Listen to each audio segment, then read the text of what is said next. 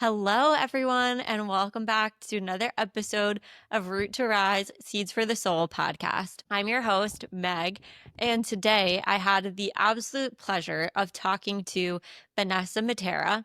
Vanessa is the owner of Eden and Empire, which is a business that helps women entrepreneurs incorporate their faith into their businesses and build a business that feels sustainable and feels aligned with their authenticity and their faith and all those things. So I I'm obsessed. I if I had a business, I would be going to Vanessa to get coaching, and who knows, maybe at some point I will. But anyways, Vanessa was just such a love, light, amazing guest to have on the podcast, and I hope you enjoy the episode as much as I did. Thanks for tuning in.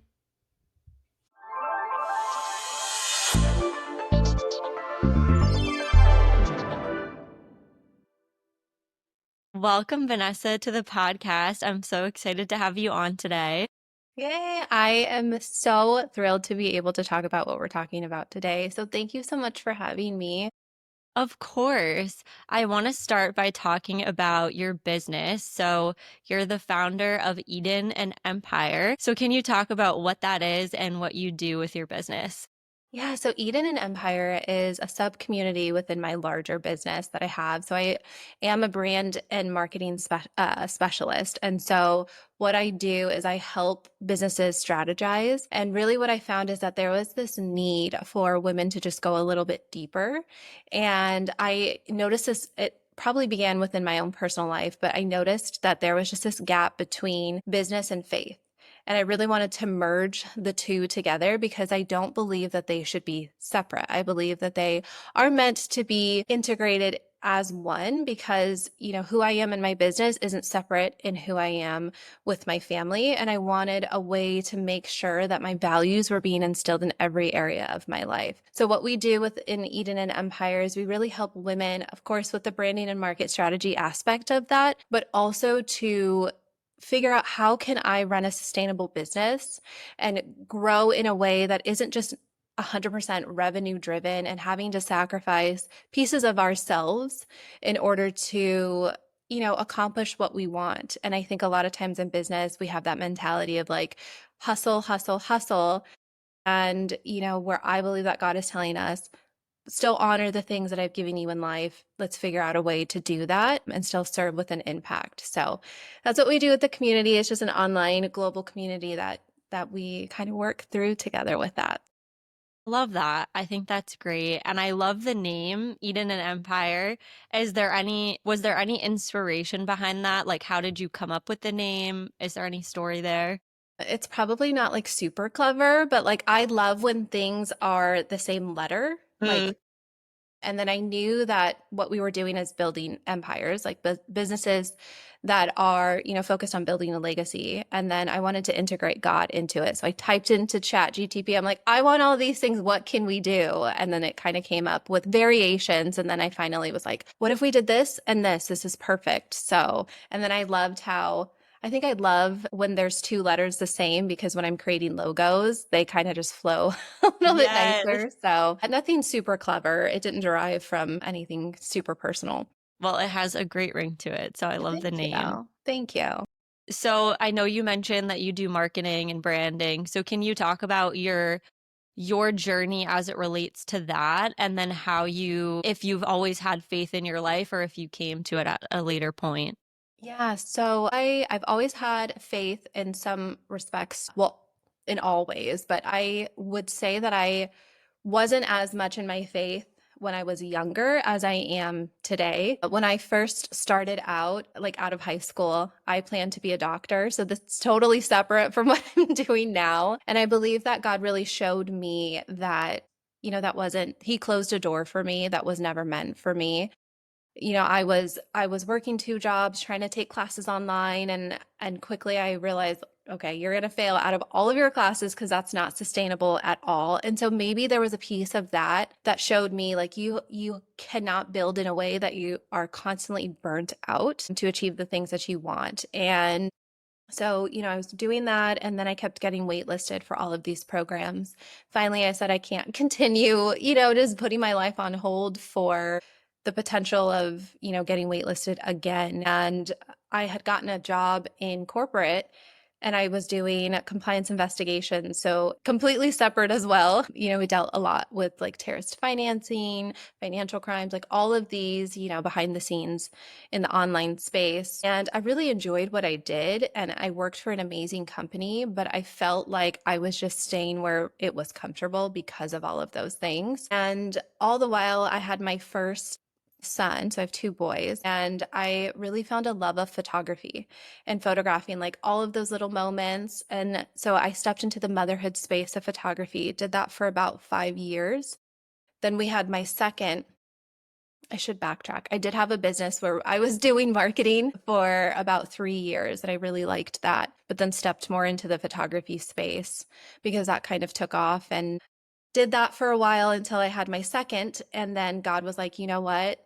I'm going to have to force you out of a space where you're comfortable because, I had one foot in on the corporate side and then I had one foot in with my business and I was working them both full time, but not really giving enough to either one of them. And the daycare that my youngest was supposed to go to, because I fully planned on going back to work after, they were like, we don't have a spot on the wait list anymore. And I was like, oh my gosh, how, like this, what am I going to do at this point? Because everything is about a year out in wait lists. And so, immediately I prayed. And it was the one thing that I said I didn't want to do was be a stay-at-home mom.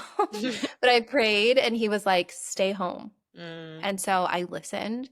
And I, in a lot of ways, think that it was just in the simple act of the obedience mm, that he was just waiting to kind of hear, because within 3 months of being home with them, that same daycare that he supposedly wasn't even on the list for called me and was like, hey, we have a spot open. Would you like, him to, both my boys, to be in daycare? And I was like, sure. And my business had just really taken off. I had pivoted back into branding mm. and it went from like 0 to 100. And so I've been doing that ever since. I'm trying to like hit the fast forward button because I have like one other part how faith is Yes, integrated into yes. this. Keep going, but wow, what divine timing there. That's Yes. wild to really such a good example of how when we ask and we listen to the answer, everything works out. So, okay, now continue about the faith part. I just was like, that is so cool. I so agree. And so I had been running all of this and I had marketing and branding in my background, and I'm doing all of these things for my clients. And I noticed that there was this gap in a lot of them would come to me for brand photography, but I noticed that they didn't have this holistic brand. They would think that they needed photos, but in reality, they were missing so many other components of their business that were really vital to it. And so, I was doing that, and then eventually I built out a course, and I had built out the whole thing. I didn't have faith as forward facing in my business as I do now. And I wrote this entire course, had it ready to go, and then something just felt really off within it. And I prayed and I was like, I have this podcast where it's all about glorifying God in everything we do. And I had been doing that for months. And yet I'm not doing that in my own business. Mm, And so I pivoted, rewrote the entire course, and it just felt so aligned. mm. And then from there, it kind of birthed Eden and Empire in, just the knowledge of I stepped boldly into my faith, and it felt so needed. So it just kind of went from there. Wow, that's beautiful. Yeah, And thank I you. kind of I want to backtrack a little bit to how you were talking about you had one foot in corporate, one foot in your business, one foot kind of in motherhood as well. So I'm curious what was keeping you in that place and not taking the leap out of corporate, was it fear? Was it financial? Was it, lack of trust in the universe or God? What was keeping you there?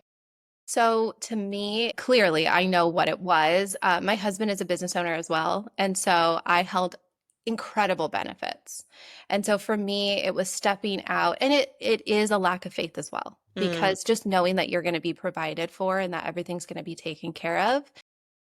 I didn't have that strong sense of, okay, if I step out into this, what does that even look like? And I think there was a lot of self-doubt in myself because when I was in that photography space, I was not making a lot of money, and especially in the motherhood space. And so I think there was a fear of, can we actually afford for me to go out on my own? Can, we afford now being both self-employed, the, insurance aspect of it, because it's like your insurance when you're self-employed is not the greatest. Mm-hmm. And then just, of course, again, that lack of fear. So it was really everything that you said. And the craziest part is, when you do step out, you first of all, I think when you step out into business from corporate and you do it fully, you give it a different level of your attention. And I think that that's another piece of it that I felt like, okay, now I can fully focus on this. What does this look like? Mm-hmm. That's great. And I know it's really scary to do that. So I commend you, especially having kids and, not having the benefits. I'm sure that's really scary. Yes. But then you see how everything kind of works out for you and you're held. And so sometimes it's taking that leap. And sometimes you do get smacked in the face and you suck it up and you go back to corporate, and that's okay too. But it's really just about developing that trust in God and just having the faith that things are going to work out how they're supposed to. So I Yes. love that. Great story, great, path. And I want to dive a little deeper into the marketing aspect of business and of your business, because marketing can be really authentic and it can come from a really, great place. And it can also be used as a tool to manipulate and get people to buy things. And I fall victim to a very good marketing all the time. I'm So, here. and marketing is necessary for business, to be profitable. So, how do you reconcile this, you know, kind of dualistic dichotomy? I don't know what the word is, but how do you Yeah. reconcile the two? I feel like that's always front of mind for me. So for a while I did network marketing and everything felt to me so inauthentic and it drove me away, and it almost, because I was really successful with it, but what ended up happening is it felt so disingenuous that it made me step back from social media, from marketing. And so when I stepped back into this space, I was like, that's the number one thing I don't want to do. I don't want to cold message everything that I do. And it almost put this like paralyzing fear in me to where it stopped me from really, going out and promoting what I had. And so the way that I've learned to view it is that with business, I think that you are called to be a business owner because it's so hard. There's so many different things. Like when you talk about, going back to corporate, it's always front of mind because like that'd be just so much easier. And like, there's so many different levels to that. But obviously, this is so much better. But still, I mean, you always have that doubt in your mind or imposter syndrome. And the thing that I always think about when it comes to business is like, of course, I believe that we were called to it, but at the same time, when we're hiding those gifts that we're given, it's not helping anyone. It's not helping the people that we were called to serve in so many different ways. Like when I go out and buy a product, or I work with a coach, or I have a service with someone, it's not just helping them, it's helping me. And if they wouldn't have promoted what they had to offer, I would have never known about it. And so I think there's a way where if your mindset is serving first and really making an impact and helping people, naturally that comes through. And you're always coming from a place that's not numbers driven. It's more about how can I actually serve? And then I think when it comes to like the marketing aspect of it, just remaining who you are, I think it sounds so like, like a buzzword or like I don't want to say triggered. What is the Cliche. word? Yes, yes, cliche. Because you hear it so often, but I think there's a reason you hear it so often because it's very true. Like remaining. So when I work with women in Eden and Empire, the number one thing that we start with is building that foundation of knowing who you are, then identifying who your audience is so you can serve them in the best way. So I think that like there are absolutely people that are just driven towards the numbers and, it's a numbers game to them. I think when you approach it with a different mindset, like a kingdom mindset or a values mindset, it really shifts everything. Yeah, I love that. And it probably feels more sustainable too if you're tapping into what feels natural to you. So how do you, with the women that you work with, and even with your own experience, how did you tap into, okay, what are my natural gifts and how can I use these to serve others? And have you allowed yourself or have you noticed a shift at all in those gifts as you've kind of gone through your business? Yeah, so I think with business, at least the thing that I've noticed either with myself or even just the women that I work with is that it's always changing. Like you're constantly evolving as you're learning and growing for one, and then you go through different seasons in your life. And so I'm a person that is not huge on the word balance because I feel like as you go through those seasons, it's going to require more of you in different areas of your life. So for me right now, actually the newer thing is that I'm focusing more on myself and healing parts of myself that I didn't even know needed healing. And that in turn makes me a better leader. And I feel like with the women that I work with, there's a lot of times where they don't realize that there's like these hidden things that are behind the scenes that they needed healing with. And I feel like I noticed that within myself just over time. Like it was something that was constantly growing and evolving. And I feel like I might need you to ask me the question again because I feel like I'm gonna start to stray. Okay, I'm sorry. I'm like so absorbed in what you're saying. I think it was, okay, how did you uncover your own Okay. natural gifts? How do you Okay. help people? And the evolving part, you were just speaking to that. So, okay, Thank you. I do you that got all the it. time. Yes. Go Sometimes on I'm as like, many tangents as you want. I'm here for it. I love it. I feel like I'm always constantly uncovering pieces of myself. And in this season that I'm in, I had a lot of rejection wounds, and I did this series on my podcast that, I went really deep and really vulnerable about it because I felt like most people don't talk about those things in business. And I think oftentimes it's so needed because we feel like we are supposed to portray this image on social media. And so people are silently struggling with things that they didn't even know they were struggling with, or somebody to just even put a name to that piece of it, or just to know that they're not alone. But I think for myself, it's in becoming a mom. I always uncover pieces. Being within business, just it takes a lot. It works a lot with your mental. I think that there's so many moments of not having clarity that I just really surrender and say, I don't know everything. Lord, please fill me with what you need me to know or what I need to change. And sometimes it's also my clients, like, they show me areas that it's like, okay, I could serve you better, or maybe we don't need this and that. So I think it's just always evolving. I would say maybe like the most specific way to answer your question is just I don't know that I've fully uncovered that piece of it because it's just constantly happening. But more recently, I would say is when I had the most clarity. Makes sense. That makes a lot of sense. And I'm curious too, I know you mentioned like leaning on God and praying when you don't have the answers. And I've definitely tried that. And sometimes I feel like my mind comes up with an answer. So how do you differentiate, okay, this is God speaking to me or working through me versus this is just like my unconscious patterns running the show, like this is what I want to hear. I always do that. I always do that. And so, more recently for myself, what I realized is that I have like these deep rejection wounds because my biological father, I never knew him. And there's so much that I unpacked even within the last few years because he was killed. And so Mm. I never got to meet him. And it made that rejection very permanent. And I didn't realize how much it was manifesting in different areas of my life.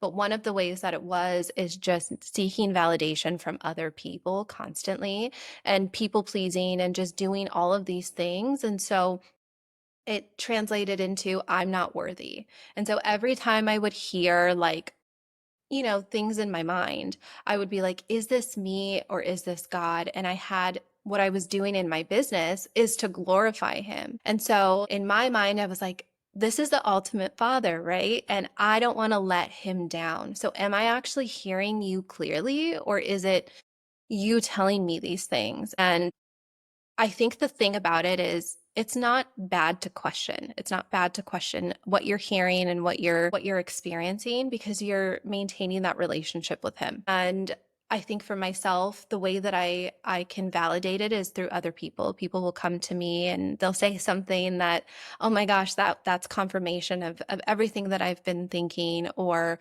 I'll read scripture. That's the number one thing is knowing what the word says so that you can really validate it against the things that you're hearing. Is this of God? Like, would God tell me that I'm a horrible person because I didn't sign on multiple clients, or I didn't do the dishes today? No, that's not the God that I know.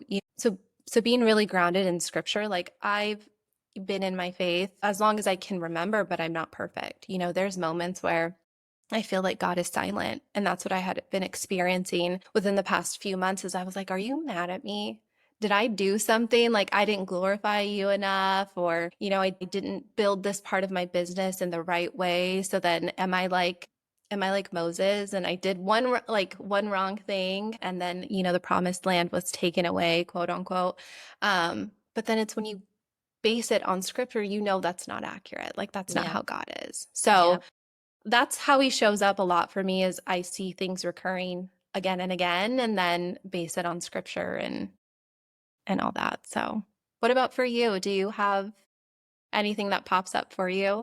Well, like you, I do have moments where I feel like God is silent. And I think that my lesson in this season of life is to be okay with not having the answers. I've had a few people in my life kind of reiterate that to me. And I've had some experiences where I've had a question in just a random question, like, how do I know this person? And not being able to figure it out. And then years later, I see them and I'm like, this is how I knew, that literally just happened to me last week. And I'm like, oh my God.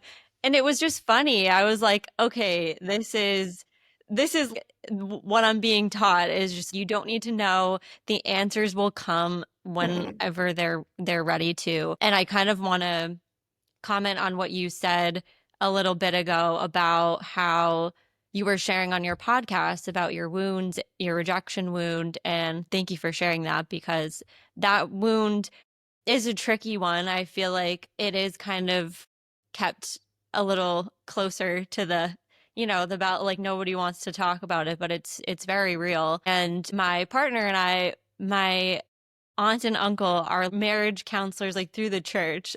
So we've been doing some work with them and they've shared things about their relationship that are also happening in our relationship. And it's so healing to just be like, okay, we're all human and there's only so many human issues that we can have.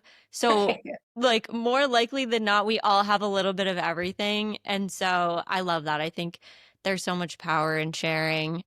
But when I do have those God moments, it shows up a lot with like synchronicities in my life or just like a very, very powerful knowing where it's like like I know it and everything's silent. And so I'm like, this is God. Yes. Sometimes it's hard because we want to like search. I want to search for that feeling and I can't have it all the time. So yeah, I think hopefully. in my mind too, I'm always so for me, like he moved so quickly and this portion of my business, like the other leg of my business, that when it didn't happen as quickly as I thought that it would with Eden and Empire, that's where I felt like, what did I do wrong? And it felt like he was silent, but all along he was always right there. Mm, I've heard this quote, and you may have heard it too, but it's like when somebody is right next to you, they don't shout, like they just mm-hmm, whisper. mm-hmm, And I was being so like I was in my mind so much that I couldn't even hear when he was talking to me. mm-hmm, And it's just, I've also learned that there is such beauty in the silence too, because it doesn't always, I'm always expecting it to be like so bold. mm-hmm, Like God mm-hmm, is going to come through and somebody's going to come to my door and tell me, just like these big, bold gestures. And he's like, that's not what he knows what I need. mm-hmm. And, he always works it out for good, but it doesn't always feel like that in the moment. It sometimes can feel very lonely. So I can relate to that piece of it. Yep, definitely. I know you mentioned too that you use scripture and you've mentioned prayer too. Is there anything else that you use, either like faith related or not, to kind of stay more grounded so that you can hear those little whispers when they're coming through?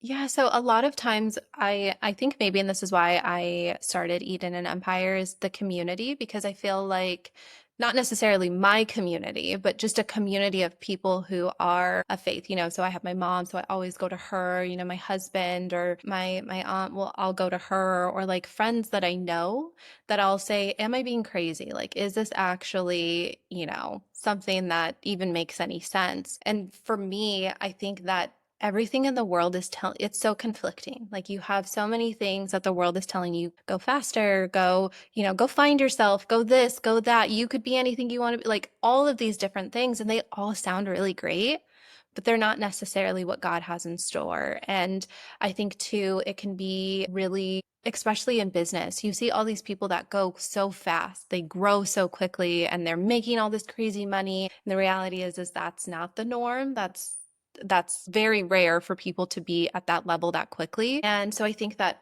all these thoughts start filling my mind, and having people who are, grounded in scripture can just bring me back to, you know, whatever it says is really helpful. And then YouTube, or sometimes I'll just ask chat. I'm like, hey, Claude, will you pretend you're a pastor? Like, if you base it on scripture, what do you think this potentially could be? So, I mean, obviously, I don't base everything on that, but sometimes it's like, I just kind of want another opinion right now.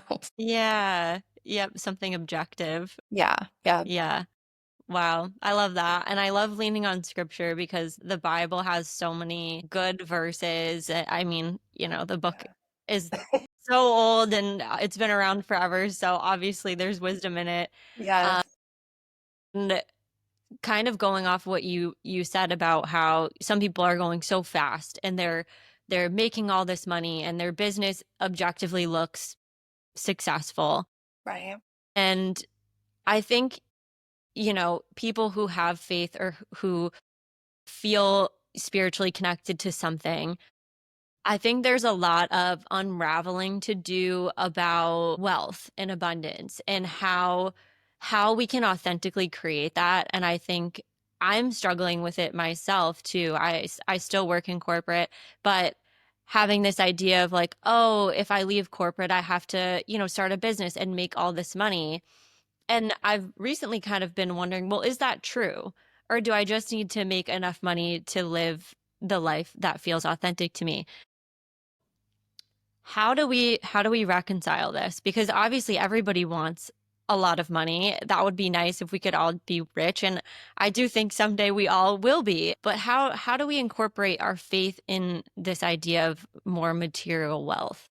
Yeah. So the number one person that I look at is when you look at Jesus, like he, I don't think you're called to, be living well. Honestly, there's two different perspectives. A lot of people of faith believe you either have the abundance mindset or you have the poverty mindset. And so for me, I have the abundance mindset because I believe I'm the daughter of the Most High. So like I want to treat my children with the best. And so I believe that he has that in mind for us as well.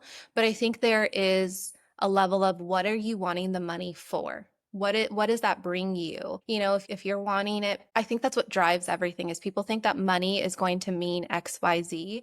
But the thing that I found is the more that I make, it just checks, it's another like goal that I've checked off, and I'm on to the next one. It doesn't really have full meaning because it's just a dollar amount that sits in the account.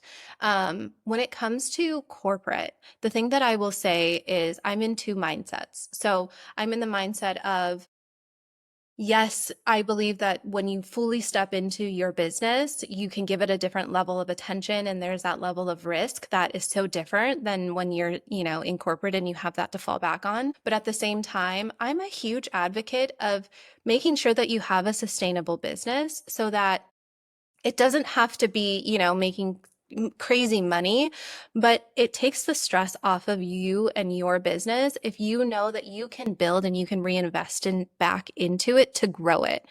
I think a lot of times people step into business because they think, okay, I need to just go all in. And then they don't realize, okay, well, there's a level of things that you have to reinvest in: a website, if you're a product based business, you have to reinvest back into that. And then they get so like all of their day is concerned about, okay, I got to make money, I got to make money, and you end up just, I think, burnt out because really it does take a little bit.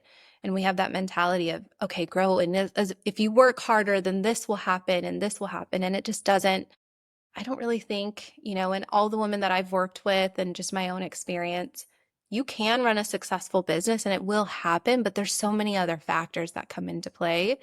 These people that have crazy successful businesses that we perceive online, you don't see all the years prior to that were spent on XYZ, and now they have teams, and it's just not that black and white. So my suggestion, in coming from this place where I did leave corporate and go into my own business, it was so nice to step into a business that like I felt a little bit of security in, but then at the same time, you can't wait forever. Like you can't Mhm. just be like, okay, I would set a goal and say, what is the minimum that I need to just, pay my bills? It doesn't have to be extravagant. And it's okay if I take a hit for a little bit, but as long as I'm able to pay my bills, then we're good. So that's usually what I kind of go off of. Love that. I think that's great. And I think sometimes it's so tricky because like you, I tend to look for validation externally. So is it okay if I do this? Can I, take this step? Can I take the hit? And at the end of the day, the only person that needs to approve of you making that decision is you. And so, yeah, just very inspiring. I love it. Thank you. Yeah. And I feel like sometimes it's hard to stay committed to one faith, and also when you have your own business, I imagine it's also probably hard to stay committed to that. So, and you're a mom too, and you have a husband, so you're doing a lot of things. So how do you stay committed to what you're doing and also stay committed to making that time for yourself so that you can hold space for everybody else? Yeah, so I think that it goes back to just knowing that people are like, how do I say this? It goes back to not having that mindset of everything's going to be in balance because it's not. In the season that I'm in, I'm a priority and my son is a priority. Like he's home for the summer now, and I made the decision to keep him home rather than having him in homeschool or whatnot. And that's the beauty of my business is that I do have that ability to, still work and take off time with him and whatnot. But I've just recognized that everything's not going to be, this perfect harmony. But I feel like when I'm in moments, so like now, you have 100% of my attention. So my business has 100% of my attention. And when I'm with my son, he has 100% of my attention. And same thing with my youngest and my husband, or when I'm with family, I'm with them and I'm present. And then there's times where I deserve that, right? Like I deserve to have my own business and to have something that is special for me. And so there are times where my boys don't get 100% of me. My business gets my focus in that time, and I've just learned to try to not feel guilty about it. And I just know that like with my faith, I have every intention every morning of waking up and reading the Bible, but I have a 2-year old. And so he likes to wake up at 5 in the morning. And, I don't have the ability to just wake up earlier because waking up at 4 in the morning just is not a piece of like what I want to do. So I just, when it comes to my faith, like God is always a piece of, my decisions. And is it perfect? No, but I give myself grace and knowing that like it's there, and my business is something that it always has my attention, but there are seasons where sometimes I need to focus on me and making sure that I'm okay in order to run my business successfully. So I would say that that's just the way that I do it is when I'm in it, I give it 100% and just give myself grace that it's not going to be, perfect all the time. That's great. And I heard something on a podcast, I don't know, a few years ago that was talking about the myth of balance and how balance is just this impossible achievement and people just use it to beat themselves up. But I love that you said whatever you're doing, you're present with it because the only moment we have is the present moment. So, if you can try to give it your all, that's really what matters. Yeah. I I mean, love that. sometimes it's really boring when I'm just sitting on the couch with my boys. So it's like, yeah, I mean, I might be doing other things, Yeah, but yeah, for the maybe most part, yeah. scrolling or, getting some things off the to-do list for sure. Exactly. Exactly. What I guess we'll maybe just have a couple other questions here. I know you mentioned that you you experience or you're trying to work through some of the guilt that you may experience. So how do you kind of approach working through that? Because I know it can be tricky. I think the hardest part of being a mom that I never realized is the amount of guilt that you have surrounding just everything, and I can appreciate the fact that like I have an identity outside of being a mom, so that means that it's okay for me to have a babysitter or to, take a little bit longer at the grocery store, all of these silly little things that, I'm hard on myself for. I don't think it goes away because no matter how hard I try, there's still a level of that. And I think as my boys get older, I don't want this to sound bad, but like me as a mom, like I think I'm really going to love as they're older because these Mm. younger stages are kind of hard at times. And so also recognize like I feel guilt around that. It just comes in all areas and just knowing that like I showed up, I did the very best that I could today, and are they taken care of? Do I love them? Yes, but sometimes that means I don't spend all my time with them or they don't get all my attention, and it's okay if I go and do other things. I really hope our society can normalize that more. Hopefully, the guilt might start to subside, but Yes. I definitely relate to that. Not that I don't have kids, but I do have a dog, and it's not the same by any means, but it's Oh, the in first, some ways it is. it was the first puppy I ever got, and the first like 9 months, I was like, my God, what did I do? I never want to have kids. It's probably like 20 times worse than this. So I can relate to that, like getting through the younger years and then being like, okay, you're independent, a little more independent, go No, be I feel like free. it's very similar. We had our first dog and she was our baby, our everything. And I realized, even now with having two, like we had two dogs at one point and they fought and we were always like yelling at them and having them quiet down. And I'm like, we do the exact same thing now with our boys. And like, you feel guilty for leaving them or, you have to find a sitter, like you Hmm. wake up with them at night. So in a lot of ways, it is very similar. Yes. The only thing with the dog is like they never grow up and leave the nest. Yeah. But, Yeah. they also don't talk back. So love that. Okay, just one final question here.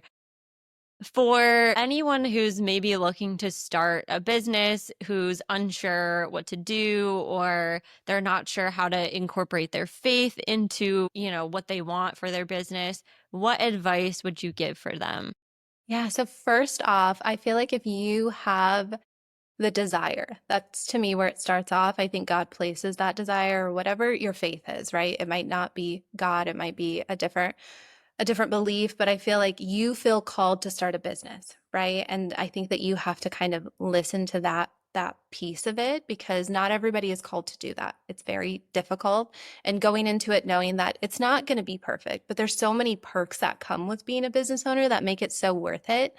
When it comes to your faith, I think you just have to listen to what makes the most sense for you. For so many years, faith was a subtle guide for me in my business, and it wasn't forward facing. I never hid it, but it wasn't, what it is now.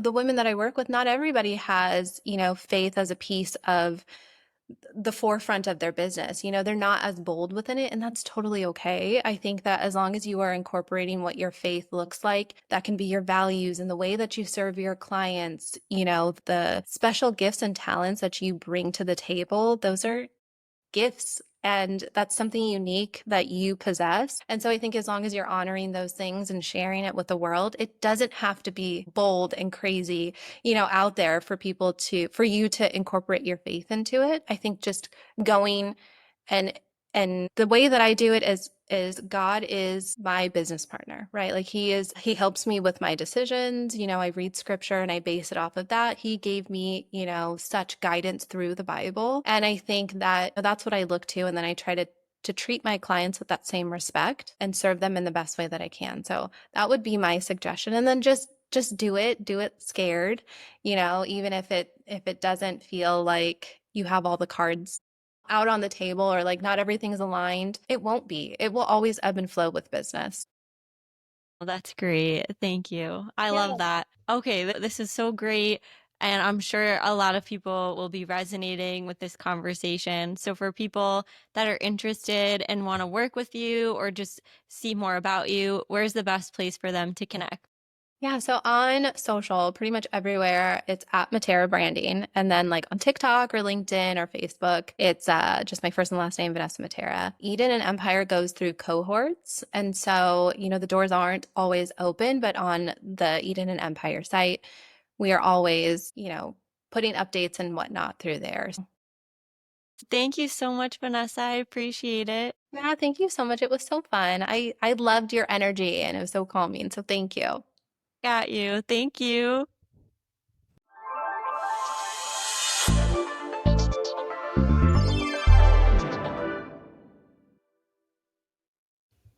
Thanks again so much for listening to this episode today.